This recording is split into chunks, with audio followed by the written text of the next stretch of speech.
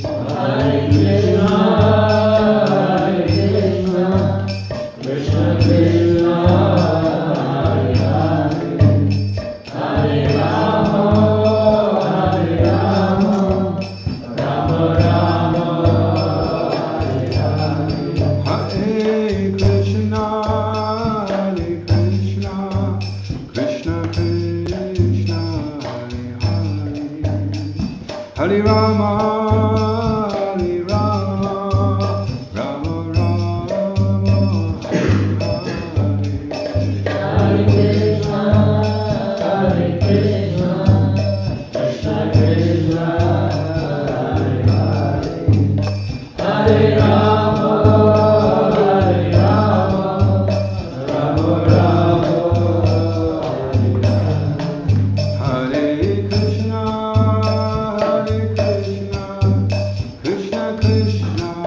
Hare Hare, Hare Rama, Hare Rama, Rama Rama, Hare Hare. Hare Krishna, Krishna Krishna, Hare Hare, Hare Rama, Hare Rama, Rama Rama, Hare Hare. Hare Krishna, Krishna Krishna, Hare Hare, Hare Rama, Hare Rama, Rama Rama, Hare Hare. Hare Krishna, Krishna Krishna, Hare Hare, Hare Rama, Hare Rama, Rama Rama, Hare Hare. Hare Krishna, Krishna Krishna, Hare Hare, Hare Rama, Hare Rama, Rama Rama, Hare Hare. Jaya Kodanitai Mayapur Shashi, Kodanitai Mayapur Shashi. Jaya Kodanitai, Mayapur Shashi, Jaya Kodanitai, Jaya Mayapur Shashi. Prabhupada,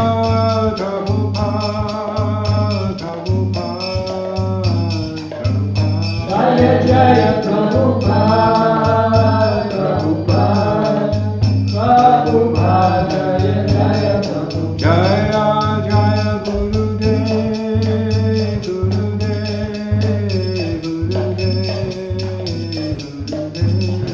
Jaya Gurudev, Jaya Jaya Gurudev, Gurudev, Jaya Jaya Gurudev.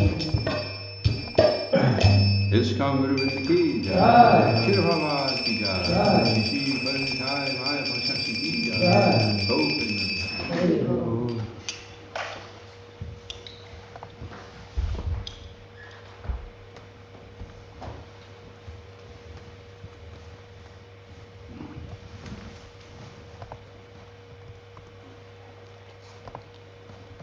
So reading from Srila Prabhupada Charitamrita, this is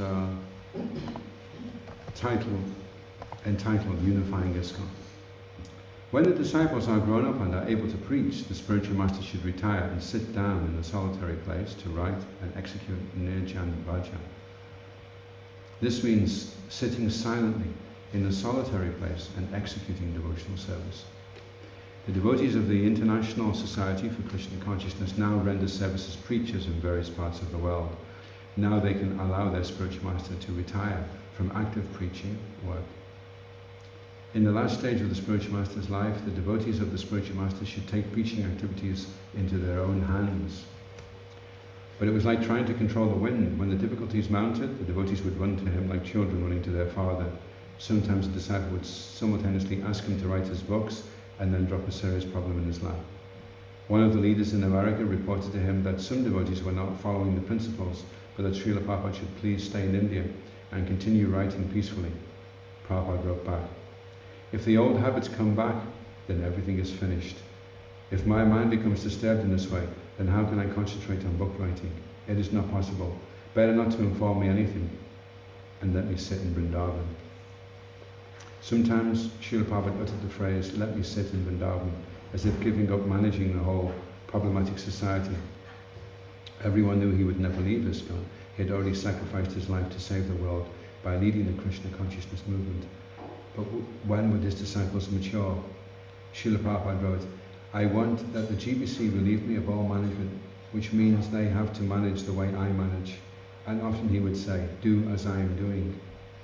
When controversies and disagreements among the GBC secretaries themselves came before him, he would refer them to the GBC body. I appointed GBC for peaceful management of affairs, and now you are creating disturbances among yourselves. So how can I be peaceful? To translate my work. So all these things should be kept in abeyance for the time being. When we meet in Mayapur, we can discuss amongst the entire GBC. The spiritual sky questions and all other questions of this matter will simply have to wait until we discuss it in Mayapur. Srila Prabhupada ki Jai. Jaya Jaya Shri Chaitanya Jaya Nityananda. Jaya Jaya Shri Chaitanya Jaya Nityananda. Jaya Dvaita Chandra Jaya Gaura Bhaktarinda. Jaya Dvaita Chandra Jaya Gaura Bhaktarinda. Jaya Jaya Shri Chaitanya Jaya Nityananda. Jaya Jaya Shri Chaitanya Jaya Nityananda. Jaya Dvaita Chandra Jaya Gaura Bhaktarinda. Jaya Dvaita Chandra Jaya Gaura Bhaktarinda. Reading from Sri Chaitanya Charitamrita. This is Madhya Leela, volume 4. And the chapter is called The Lord Travels to Vrindavan. And its text 99 onwards. 99 onwards. Okay, so I'll just run through the Bengali and then the English. Mishra Kai Prabhu Yavat Kashite Rahiba Mora Nimanantrana Vina Anya Na Maniva. Tapana Mishra then said, my dear Lord, as long as you stay at Varanasi, please do not accept any invitation other than mine. Hey Matam Mahaprabhu Dui Brichara Vasi Icha Nahi Tabun Tata Rahila Dina Dasi. Even though he had not made such a plan, Sri Chaitanya Mahaprabhu remained for 10 days at Varanasi, being obligated by the requests of his two servants. Maharashtriya Vipra Aishe Prabhu Deki Bhare Prabhura Rupa Prema Deki Haya Chamatkare.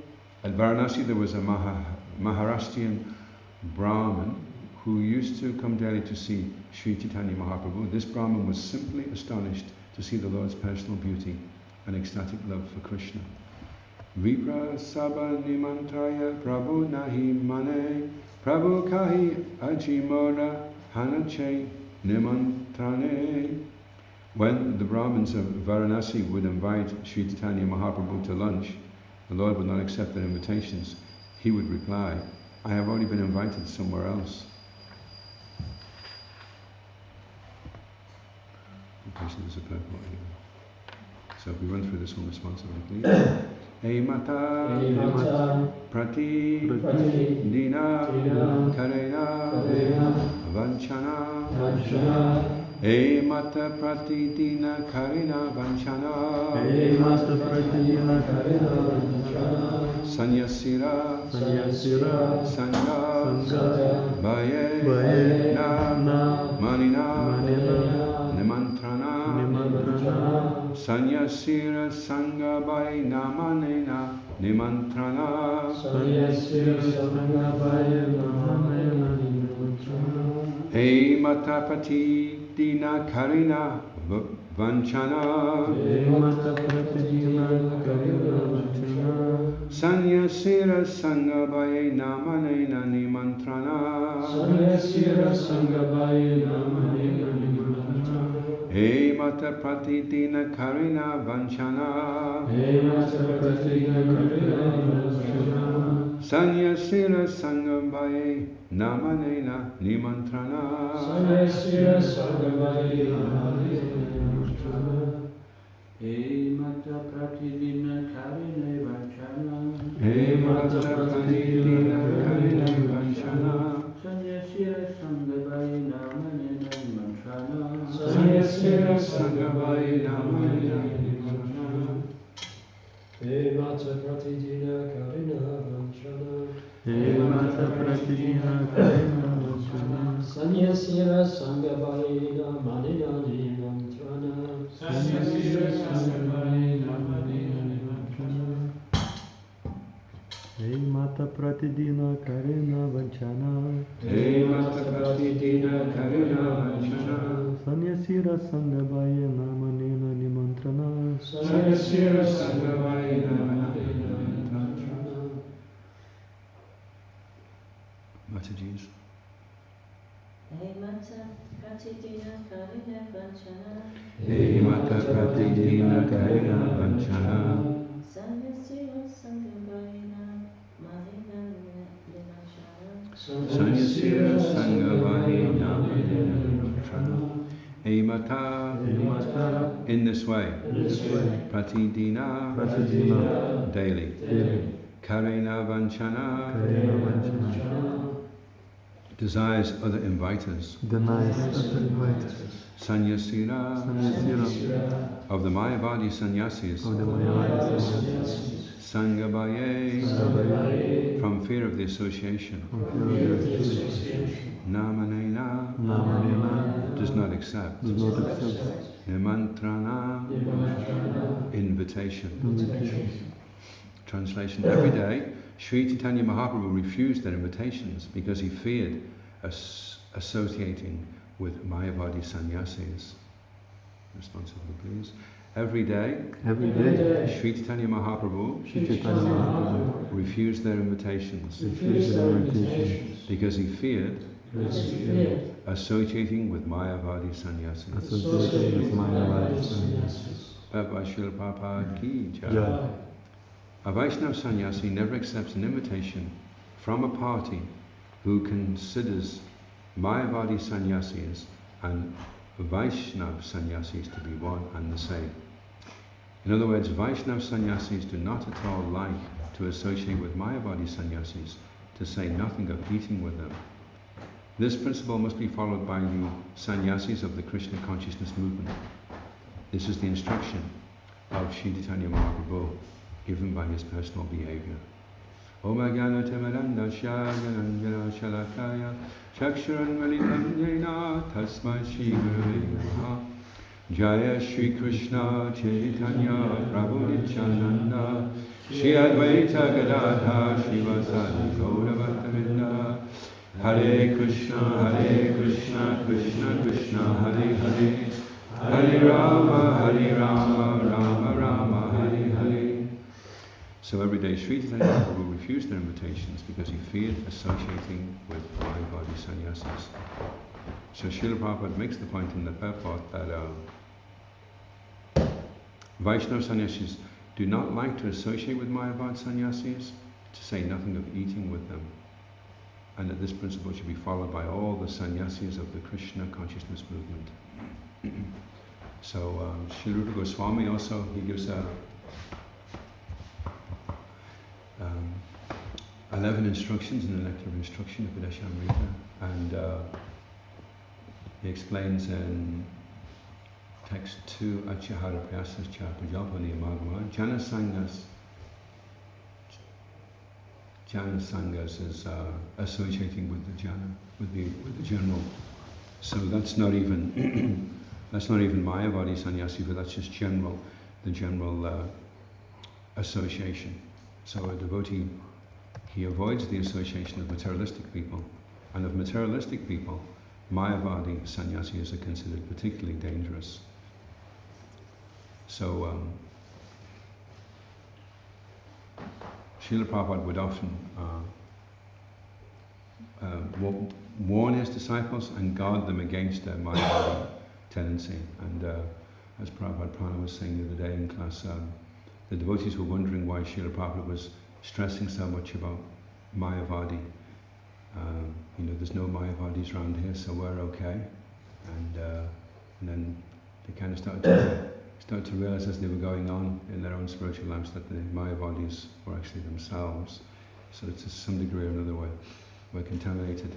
And Srila Prabhupada has just been saying in the Charitamrita, we have to be careful of old habits, slipping back into old habits, everything will be finished. So that shadow of Mayavadi tendency, and the way that we've been brought up actually in the educational system is to tune us in toward that type of paradigm, that type of worldview, that perspective on things. So that is always kind of lingering there in the background. And this tendency to be indifferent or impersonal or uncaring is a type of intoxication to desensitize from what's going on around. So here Srila Prabhupada is warning, especially the Vaishnava sannyasis, to avoid. And he says especially eating with them.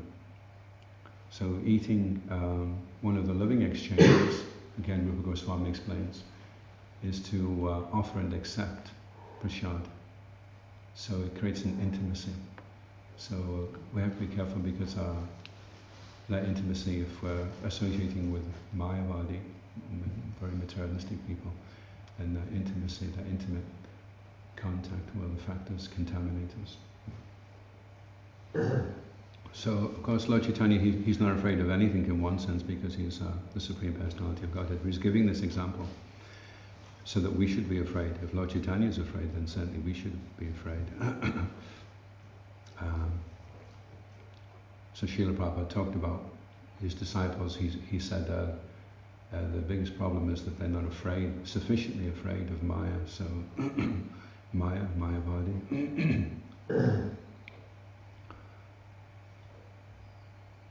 So having a healthy fear of the right thing is good, and changing our fears, we may be afraid of surrendering to Krishna. And there's a nice book by Chaitanya Maharaj, Bhakti Bhav, and in there he's explaining that along the path the devotee is seduced by Maya sometimes. She taps him on the shoulder and says, listen, I'm your best friend actually. This Krishna, he's a bit intense, he's asking a bit too much, and you've been trying now for how many years, and how much of a taste do you have? So let me help you along the way. So this is how Maya comes in and seduces. And so then she turns the living entity into becoming afraid of Krishna, afraid of surrendering to Krishna. And the very thing we're supposed to be afraid of, we think, no, this is going to be good for me. So jnana sanghas, we have to reject the association and satvritti, following the footsteps of the saintly personalities. And I've just started, there's a very nice book now, it's Shiv Ramarash's commentary on Brihad Bhagavatamrita, and he's Sankalpa Kaumudi, and he's starting off by a little bit like Shuddha Bhakti Chintamani, explaining the different variations and deviations from pure devotional service, and how we should develop this sankalpa, this strong vow, this strong commitment to follow spiritual life. And ekagrata is to become single-minded. So Mahaprabhu makes a nice point about commitment as well, because some disciples came to Srila Prabhupada and they said, we don't think we can follow the vows so strictly now. I mean, we were young then, and we didn't really know what we were doing, and I think it's going to be too difficult for us now. But they were also saying to Srila Prabhupada, how can we follow them? So Srila Prabhupada was saying, well, you can't ask that question, because you've already made the vow. And Mahaprabhu was making the point that when you commit to something, then Krishna gives you the empowerment to do it. So that's the significance of taking initiation, that you step forward and you think, this is good. Am I going to be able to follow this? Well, I'll depend upon Krishna. And then Krishna steps in and says, okay, well, if you're going to make a step like that, then I'm going to make a step like that as well. If you're going to make the commitment, then I'm going to help you follow it. But if you don't make the commitment, if you're running up to these, these pole vaults they have, and they have that pole, and they have to run towards it, and then if you're looking at the pole and you're thinking, this looks too high, I'm never going to make this. So then you'll kind of walk up to it, and then maybe just walk under it. Or look for something that's about 2 feet off the ground, so you can just step over it. But you're not going to go give it everything, you know. But if you commit, then you decide, okay, I'm just going to throw everything in. I'm going to try, and that's what Krishna is looking for, that endeavor. Anyway, so by doing that, by committing, then we can become empowered, and that's the sankalpa. The sankalpa is to make that solid vow, that commitment that you will do this, come hell or high water, and then we get Krishna's mercy. Krishna steps into hell. So along the way, there is many different types of. It came up the other day in class about the Madhura Kandamini, 6 different types of unsteady devotional service, and that's just part of the course, part of the territory that we navigate across to come to the stage of Nishtha. Nishtha is when the man who is running waist deep in the water comes up onto the bank. So if you're running waist deep in water, you're putting a lot of energy in, and you're not getting very far. And your Guru Maharaj is saying, just keep coming, the bank's here, if you just keep going eventually, and then when you come up on the bank, then you suddenly go very, very fast. You're employing the same amount of energy and endeavour, but you're going much. So along the way you have to be a little patient and push on and have that sankalpa that I will do this, I will get there, you know. Interesting as well, I read somewhere that the edge of the river either side goes faster than the centre, so if you're, sometimes you could be tricked into thinking, well, when I struggle to get out, this is too intense, whereas if I just go into the middle of the river and float along, then it's not so bad, it's not so difficult. So as you're coming out of Maya, getting free from it, then it becomes a little bit more intense just before you come up onto the bank. Are there any questions or comments? I wonder if you could expand a little bit more on how we are also Mayavadis. Yeah. I heard it said that if you ask somebody a question, to get the right answer you have to ask 5 times. So the first question is, Prabhu, it's 10:30. I thought you were going to be here at 10 o'clock. So the first answer could be something like, sorry about that. So then the next question is, so why didn't you come on time? And then the answer could be, well, I spaced out. So then, next question, why did you space out? Well, I didn't have my watch, and I was distracted by this, and then this happened. And then again the question, so why did you allow it? And then eventually you get the real answer is, because I couldn't really be that bothered. But that's not going to be the first answer.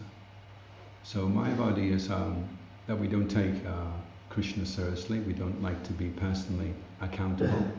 Fear of a personal identity, Srila Prabhupada explains, is one of the ingredients of material attachment. So this evading being a person and the responsibility that goes along with being a person. In Mayavadi, everything merges into a oneness, a nebulous, unaccountable kind of just being there, and you're not really held to account. You don't really have to apply yourself. You just float along like a nebulous cloud, and if anything goes wrong, it wasn't my fault. So that's one way that Mayavadi tendency can pervade. There's probably lots of many others. The philosophy as well. So yeah, when you say, when people who are atheists, they ask, the question they always ask is, well, where did God come from? Because it's just so simple, you know, God was always there, and that's a hard one. I personally find that one hard. Sometimes I struggle with the fact that Krishna was just always there. So that's because I'm a Mayavadi, unfortunately, or affected by it to some degree.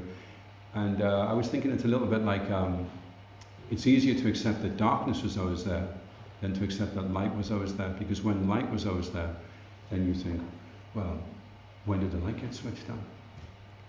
And the source from where it's illuminating, where did that come from? No, that the light was just always there. The light was just, it's always been light. I think darkness, I can accept darkness, because with darkness, it doesn't have to come from anywhere. It's just always there. It was just an unlimited abyss of cold, silent darkness. So I can accept that. But this kind of always there light, so Krishna Surya Sama Maya Handikara. So actually becoming Krishna conscious means becoming aware that Krishna is an absolute concrete fact, a solid reality. And we're coming from the darkness into the light, into that understanding. And along the way we're getting maybe seeing a little halo of perfection, but to get a full-blown 100%, completely overwhelming realization that Krishna is and always was and always will be God is something we're approaching, And so along the way we're going through a spectrum of Mayavadi misconception and conditioning that is there. And we have to push, we have to, like the man who was pushing the rock up the hill all the time, that God, what was his name? The one he was sentenced to earth, wasn't he, as a punishment? Sisyphus. So it's a little bit like that, unfortunately. We found ourselves in this sort of situation. It's quite an embarrassing and compromised situation for the spirit soul to be in. And we're trying to free ourselves from the fetters of material contamination. And that's what the material energy does to you. The material energy, if I give you a poison and say, why don't you try this poison, and you look on the bottle of material energy, one of the things the poison does is it turns you into a Mayavadi. It makes you doubt that Krishna is the supreme absolute truth. And so you go towards the darkness, towards the void, where there is no personality, just a nothing. So self-realization means you look at things and you look at how you would like to be and the way that you are and why you're like that and how you can change that. Everybody else's realization is actually a distraction from the real job. We have our own laundry. If you go down to the riverbank to do your laundry in the traditional Vedic way, and you're just about to do your laundry, and then you go over and you say, look at that is disgusting. How long have you been wearing that for? 3 years or something? And you spend all day just looking at everybody else's, and then you go back at the end of the day, and you take a basket of dirty laundry home. So we've got enough things to work on. But yeah, so if you root out what is averse to Krishna consciousness, there'll be some form of Mayavadi contamination. I remember watching following Srila Prabhupada, and he does a program which he's invited to, but it turns out that they have a slight Mayavadi philosophy, so he doesn't accept the food. Like it is, they consider it spiritual food, but he doesn't accept it because it's cooked by Mayavadis basically. And so he left the program early. So that I totally understand. It's totally in line with that. Yeah. But I was wondering, does it work the other way? So if you hold a program, is it appropriate to invite people who may be of a Mayavadi school of thought? If you're putting on the program yourself, giving them prasadam, some books, etc., or is that to be avoided as well? Well, luckily, it's not to be avoided. Otherwise, I would never have had my first plate of prasadam, or my second, or probably wouldn't even be allowed now. I'd go down to sit down for the feast, and you'd have these Mayavadi sergeants kind of patrolling, and they'd say, "Oh no, sorry, we've just detected on our Mayavadi meter." So we start off. Everyone generally starts off in quite a compromised, contaminated state.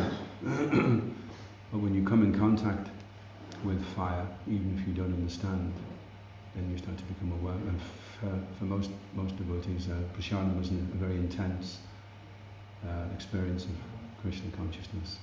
that it was real, you know, and had a very kind of uplifting effect. And we experience that. Sometimes we sit down to take a feast, and it's on a special day, and the cooks have been especially inspired that day. And then, as everyone's taking the prashadam, you see the whole atmosphere change. Everyone becomes very animated. So, preaching the glories to faithless people is a different thing.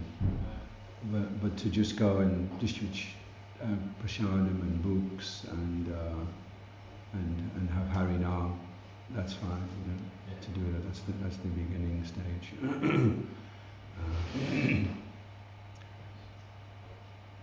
And it's a slow process. I personally find from going around businesses, I go around them year after year after year, and it's a very slow process of they'll take some prashadam, they'll look at the books, they'll give some donation, and then over a period of time, eventually they start to take it on board, you know. But you can't really confront somebody and, you know, smash them there and then they'll accept and just totally change. It's interesting to note that this giving and receiving gifts and accepting prasadam and giving prasadam in return, or you know, these ways of associating with devotees. So here, Lord Chaitanya is not taking their association by eating with them, taking food cooked by them, but at the same time, Srila Prabhupada showed similarly that we shouldn't eat in the house of materialists or impersonalists, but we will give them prasadam. Through distributing prasadam profusely means also giving association, and that way we can influence their ability to accept Krishna rather than being influenced by them and their Mayavadi state of mind. And even to this day, sometimes devotees, if they visit certain people, they won't eat their cooking because if they fear that the person's got some impersonalistic leanings, or if they feel that they're way too materialistic, they maybe just take some fruits or something. And Prabhupada showed that example. If you read different Chaitanyamritas and things, you see examples of it. And there was one time where Prabhupada did accept some meal with the devotees, also accepted some cooking, and then the next day nobody got up. And so Prabhupada said, this is because of this, so we should leave.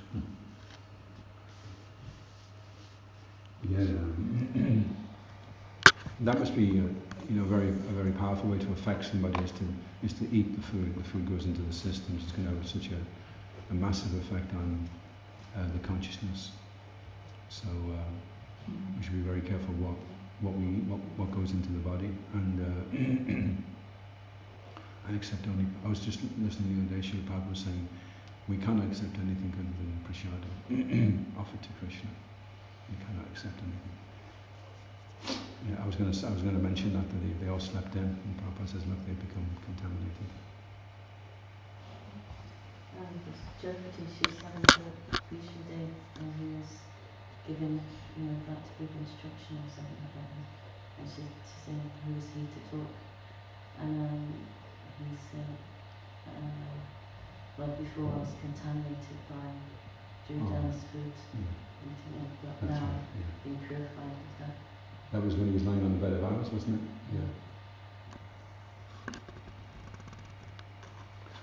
So any other questions or comments? One comment is that Lord Chaitanya made an arrangement whereby he could actually go into the association of the Mayavadi sannyasis to preach to them, but he made the arrangement that he didn't go to their residence. He went to the residence of the Maharashtrian Brahmin. So that it was like a situation where he wasn't obliged to treat them like they were the hosts.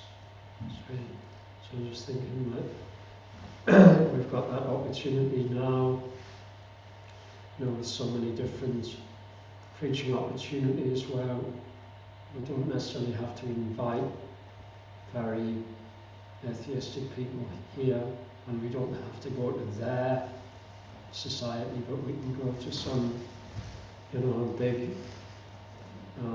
function that's maybe organised by the government or organised by a university, something like that. And in that way, we're not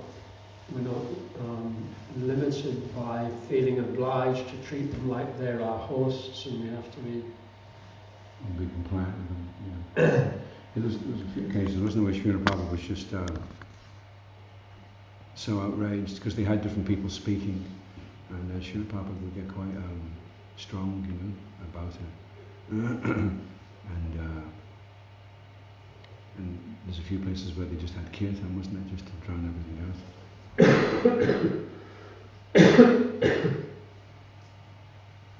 So the Brata Prabhu from Aberdeen is asking, how do I know if someone is Mayavadi or not? What are the symptoms of Mayavadi? I mean, you touched a little bit about it, but maybe like about their philosophy. Yeah. And like if you're watching YouTube, how do you recognize who's Mayavadi? And this is who? A Brata? The Brata. The Brata. Oh, Dave. Okay. Hare Krishna, Dave. Nice to have you. So, nice question.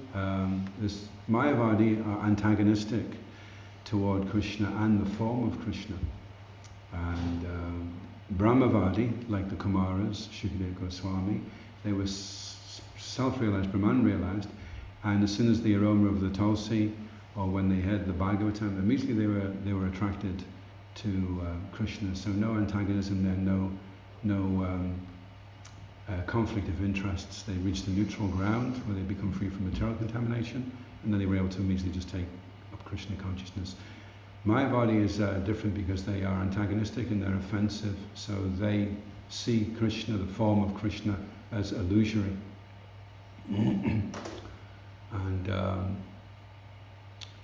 their philosophy can be seducing, and even stalwart devotees have succumbed to Mayavadi influence. That's why Sri Chaitanya Mahaprabhu is warning us against it. So if you're not sure, then better safe than sorry. And you become sure actually by preaching. That's why preaching is a wonderful facility, because it helps you to assess where a person's at by how they respond. You may not stand on a podium and lecture them, but you may invite them to read Srila Prabhupada's books or to take some prashadam. And then according to how they react, you'll know how to react back, Or you may engage in some philosophical discussion with them. But we're not so much confrontational with Mayavadis. We're a little bit more subtle how we deal with them. If we realize that they are Mayavadis, then we don't take their food or their association intimately, but we give them every opportunity to take up Krishna consciousness, or at least are exposed to Krishna consciousness. When Mother Ratnaranjini was with us, she was a big enthusiast for giving prashadam to everybody that came, and she had Charitamrita, and she would put that in the tea or the drink. And some of them would come back and they'd say, "Have we got any more of that nice flowery drink that you gave us?" And because it was loaded with Charitamrita, so they were getting affected by it. So if you have suspicions of somebody being a Mayavadi, then offer them prashadam and kirtan, but don't take their association or hear their philosophy too intimately.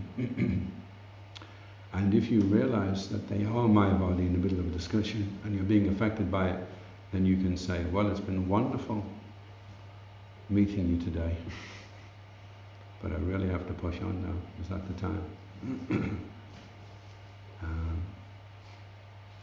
Srila Prabhupada also said, be careful not to go for big fish because they can pull you in. So if a person is a very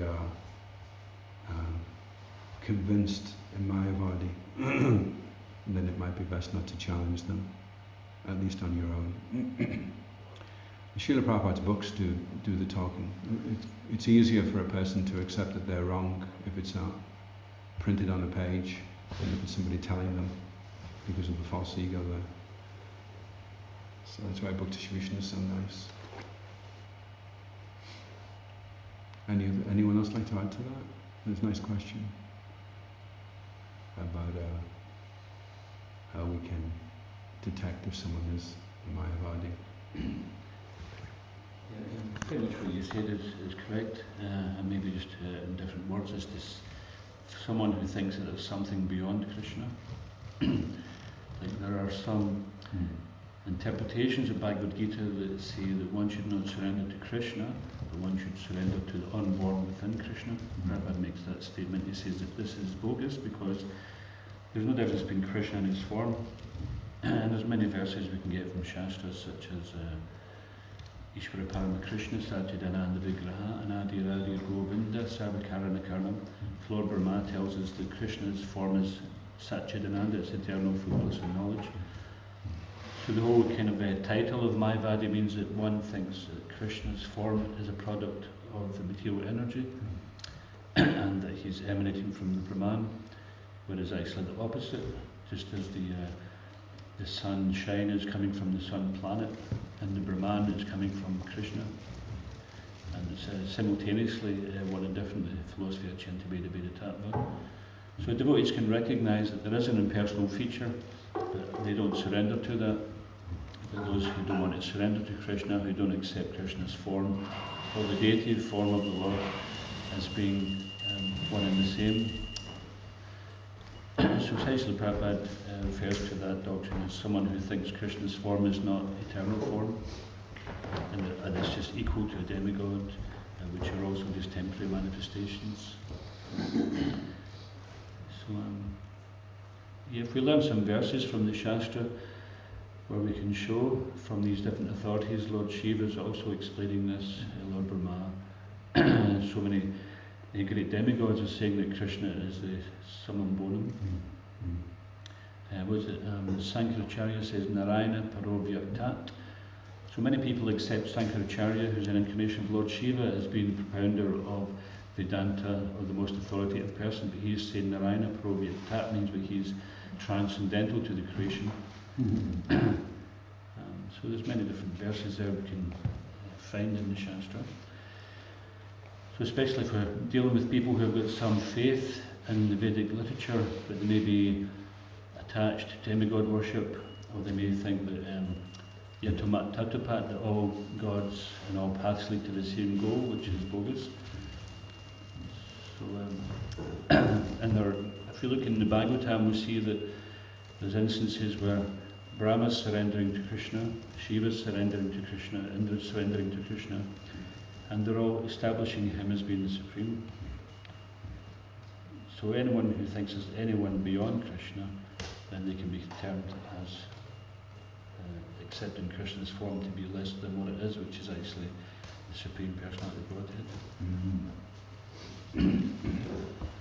And the distinction between Mayavadi and Brahmavadi is on the way, he's on the path. Mayavadi, it's a little bit more insidious because like Prabhupada is saying, they actually reject that Krishna is the source, the ultimate absolute. And it's interesting, Nrsimha Kavachu, when he was here, he was saying two things for deity worship.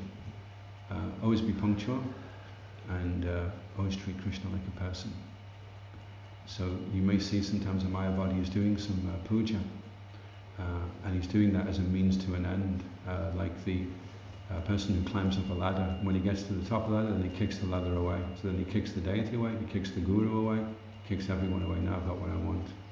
So that kind of nasty selfishness is lurking, and treating Krishna as a person, his representative as a person, treating devotees as persons. This is all ways that we can break down Mayavadi. The problem with Mayavadi is we also are heavily affected by Mayavadi. We have to see that. It's very naive to think, oh, he's a total Mayavadi and I'm fine.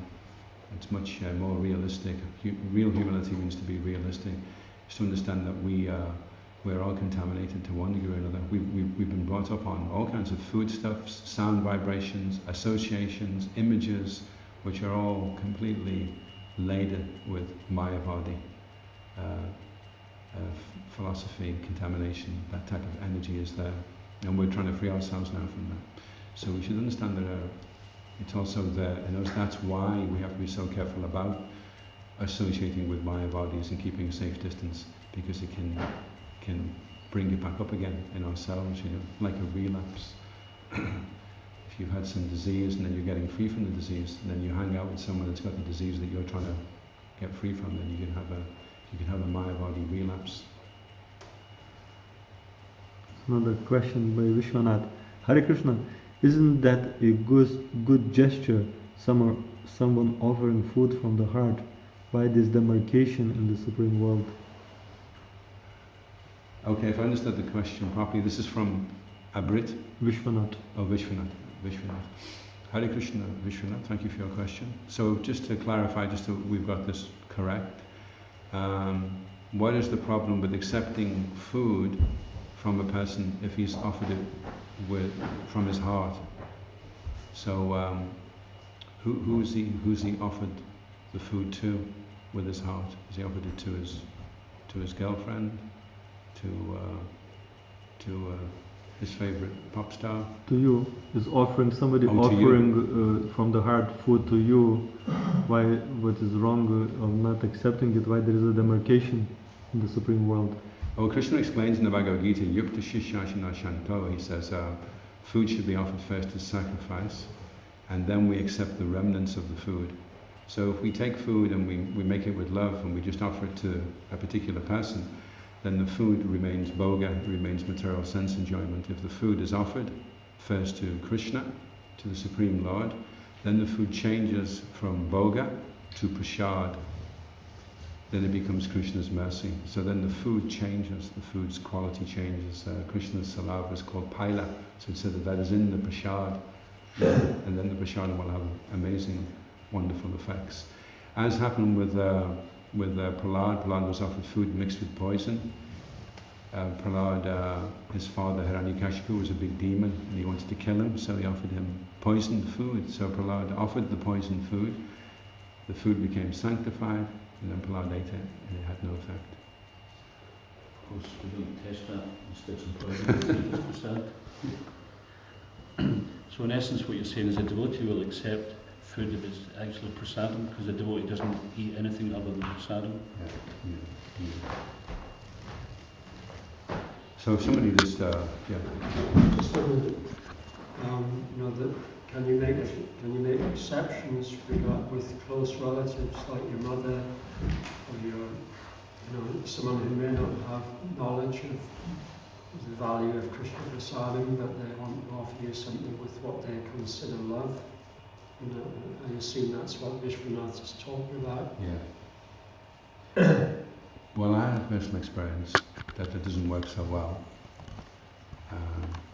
If you eat food which has not been offered to Krishna, but offered to you with love and devotion.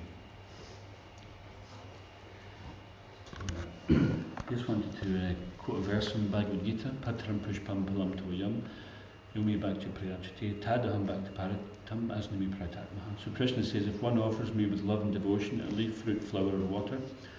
So Krishna is saying, first of all, you have to offer it with love and devotion, and these are the things that you can offer with love and devotion.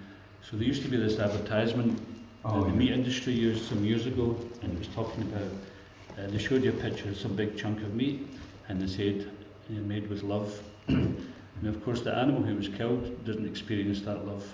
So if we want to offer something from the heart and with love, then we want to do that for a devotee, then we consult what Krishna says we can offer. So it has to be something which is offerable to Krishna. It can't be meat, fish, eggs, garlic, onions, things like that.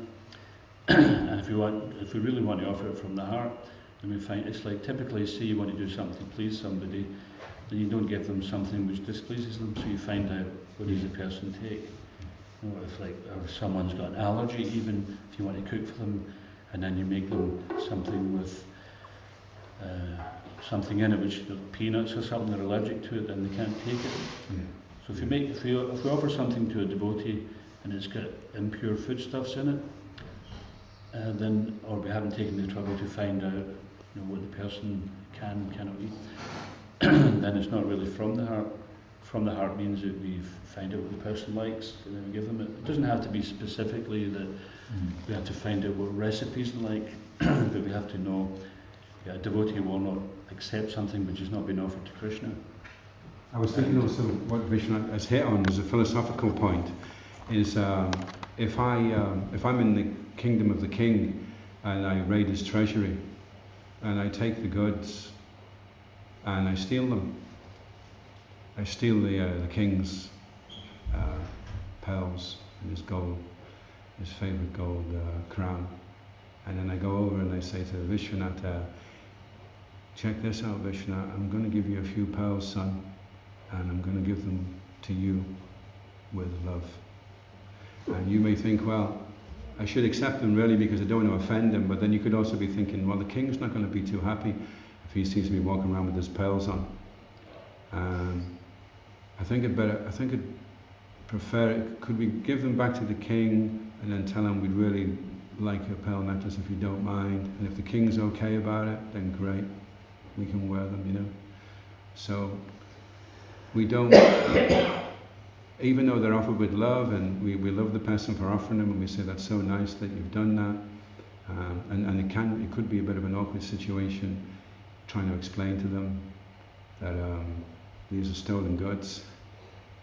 But it's a simple philosophical point that we have, that we accept that everything on the earth is actually the property of Krishna. Bhogeshvara Prasaktanam. He is the enjoyer and he's the supreme proprietor. So anything that we want to take, we have to offer it to him first, and then we're absolved. He accepts, yeah, okay, that's nice, you've accepted my authority. Yes, sure, you can. There are even cases where the food was offered and then they came back and the plate was empty. But generally Krishna's kind enough to leave the plate still full so that we can eat it. But that would be nice also, if that happened. That happened to one boy, and his father kept saying, well, where's the prasadam? He says, the deity ate it. He says, yes, sure, the deity ate it. You know, I'm going away again, you make sure this isn't. And he hid and watched. And the boy had the stick and he was saying, you better eat this, my father's really angry with me. And so the deity was eating, and then his father popped out, and the deity saw his father and stopped, because the deity would only move in front of the boy. The father wasn't pure enough. And that deity is still there, isn't it? In India, deity is like holding his hand. So we don't want to become implicated in stolen goods. I was thinking, you mentioned about Mayavada philosophy is quite alluring or seductive.